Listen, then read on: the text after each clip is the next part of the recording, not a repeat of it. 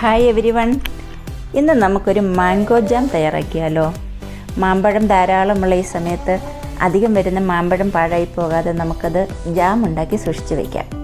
കെമിക്കൽസോ പ്രിസർവേറ്റീവ്സോ ഒന്നും ചേർക്കാതെ നാച്ചുറലായിട്ട് മാംഗോ ജാം എങ്ങനെയാണ് തയ്യാറാക്കുന്നത് എന്ന് നോക്കാം.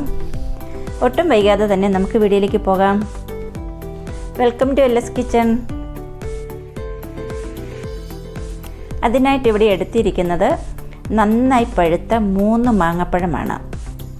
നാരുള്ളതോ നാരില്ലാത്തതോ ഏത് മാമ്പഴം ഉപയോഗിച്ചും ജാം തയ്യാറാക്കാവുന്നതാണ്. ഇത് മൂവാണ്ടൻ മാങ്ങയാണ്. ഇത് ഓരോന്നായിട്ട് പുളി മാറ്റി വയ്ക്കാം.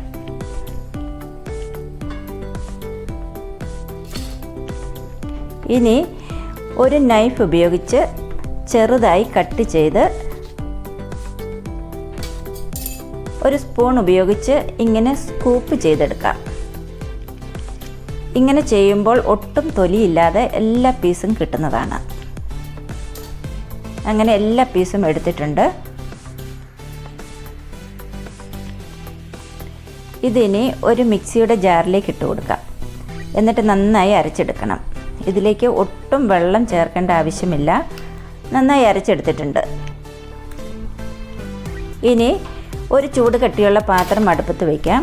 അതിലേക്ക് അടിച്ചെടുത്ത മാംഗോ ജ്യൂസ് ഒഴിച്ചു കൊടുക്കാം. എന്നിട്ട് തുടരെ ഇളക്കി കൊടുത്തുകൊണ്ടിരിക്കണം. തിള വരുന്നത് വരെ ഹൈ ഫ്ലെയിമിൽ വേണം. പിന്നീട് മീഡിയം ഫ്ലെയിമിലേക്ക് മാറ്റണം. അല്ലെങ്കിൽ തിളയ്ക്കുമ്പോൾ കയ്യിലേക്ക് തെറിക്കാനുള്ള സാധ്യത കൂടുതലാണ്. ഇതിലേക്ക് 2 ചെറിയ പീസ് കറുവാപ്പട്ട ഒരു ഫ്ലേവറിന് വേണ്ടി ചേർക്കുന്നുണ്ട്. ഇത് ഓപ്ഷണലാണ്. ഇനി 1/2 കപ്പ് ഷുഗറാണ് ഇതിലേക്ക് ആഡ് ചെയ്യുന്നത്. എന്നിട്ട് നന്നായി ഇളക്കി കൊടുക്കാം. ഇതിലെ ജലാംശം നന്നായി വറ്റാറാകുമ്പോഴേക്കും ഇതിലേക്ക് ഒരു പകുതി നാരങ്ങയുടെ നീരും ചേർക്കാം. ഈ ജാം തയ്യാറാക്കാൻ ആകെ 15 തൊട്ട് 20 മിനിറ്റ് സമയത്തിൻ്റെ ആവശ്യമേ ഉള്ളൂ. ഒരല്പസമയം കൂടി ഇളക്കി കൊടുക്കാം. ഇനി ഒരു പ്ലേറ്റിലേക്ക് ഒരല്പം എടുത്ത് ഒന്ന് ചെരിച്ചിങ്ങനെ നോക്കുമ്പോൾ ഒഴുകി പോകുന്നില്ലെങ്കിൽ ജാം പാകമായിട്ടുണ്ട് എന്നാണ്. അങ്ങനെ നമ്മുടെ മാംഗോ ജാം ഇവിടെ റെഡി ആയിട്ടുണ്ട്. എല്ലാവരും ഇതേപോലെ ഒന്ന് ഉണ്ടാക്കി നോക്കിയിട്ട് അഭിപ്രായം പറയണേ. ചാനൽ ഇതുവരെ സബ്സ്ക്രൈബ് ചെയ്യാത്തവർ മറക്കാതെ ഒന്ന് സബ്സ്ക്രൈബ് ചെയ്തേക്കണേ.